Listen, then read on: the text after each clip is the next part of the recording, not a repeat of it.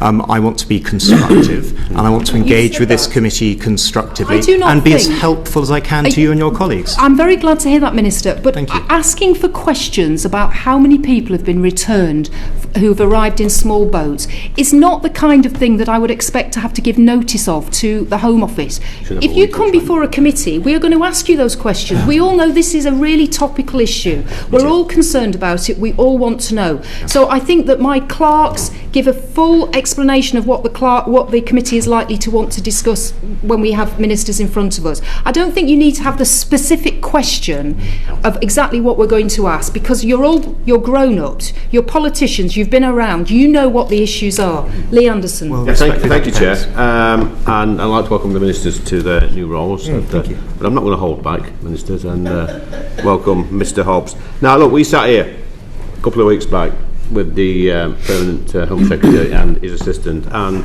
the Chair's quite right. They were evasive and almost slippery in their replies to this committee, disrespectful to this committee, in that they came with no figures.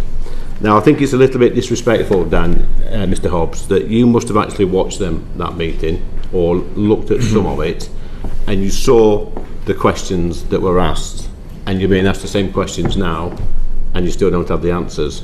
I think that's disrespectful. But I'll go to the ministers first. Mr. Rycroft and Mr. Ridley, who, to my knowledge, didn't answer one single question throughout the whole session. Now, I want to know, ministers, have they been spoken to by the ministerial team?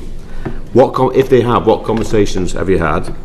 And do you think it would be a good idea to put these pair into special measures? Mr. Anderson, may I address that? And I know you're not going to hold back. You don't, and nor should you, because you're entitled to ask your questions in your own way, and it is a unique and very effective style, if I may say so. In response to the questions that you asked, there was a follow-up letter and there was a response that was received last night. Yes, I saw there was further a joint committee, which Dame Diana referred to in the Chamber of the House of Commons yesterday as well. There was a further follow-up to that, and yes, I have seen that, and I have seen the response, and you heard my response to Dame Diana.